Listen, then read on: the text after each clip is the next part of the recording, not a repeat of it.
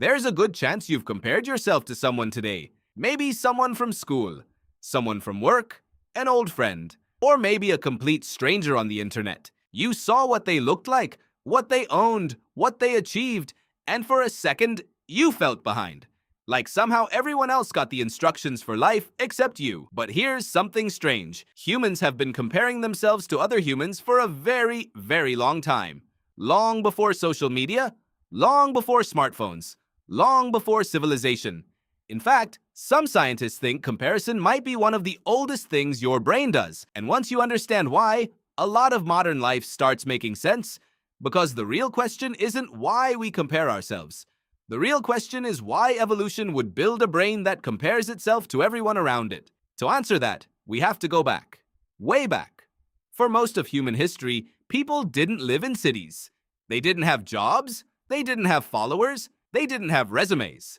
People lived in small tribes, usually somewhere between a few dozen and maybe 100 people. And those people weren't strangers. You knew them your entire life.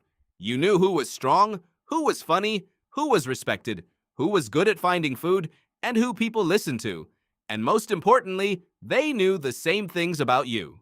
Back then, your place in the group mattered a lot because survival depended on the group.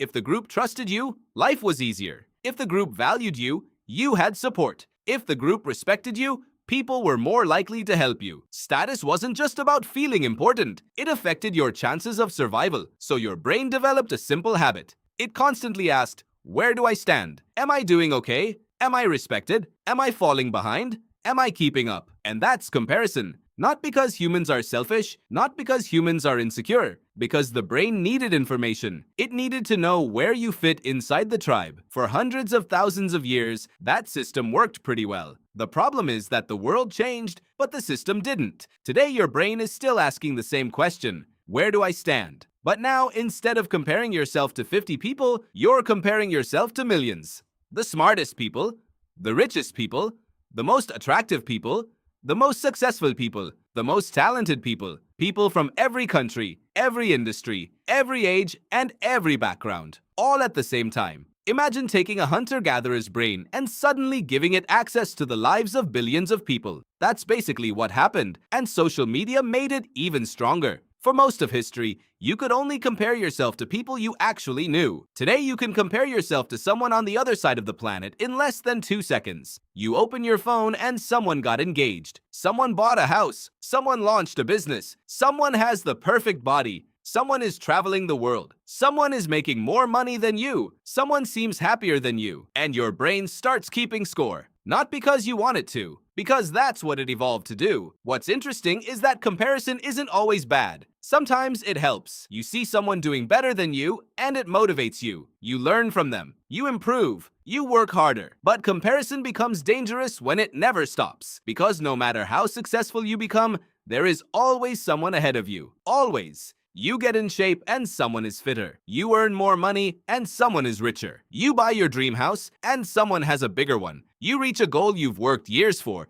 Then suddenly you see somebody who achieved even more. The feeling disappears and the finish line moves again. It's like chasing the horizon. You never actually reach it. And here's the really unfair part. Most of the time, you're not comparing your life to their life. You're comparing your behind-the-scenes footage to their highlight reel. You see every mistake you've ever made, every insecurity, every bad day, and every doubt. But when you look at someone else, you usually see their best moments, their victories, their achievements, their happiest photos, and their biggest successes. The comparison isn't equal, but your brain treats it like it is. That's why so many people feel like they're losing a race nobody explained. Because the race never ends. There will always be somebody richer, smarter, better looking, more successful, more talented, or more famous.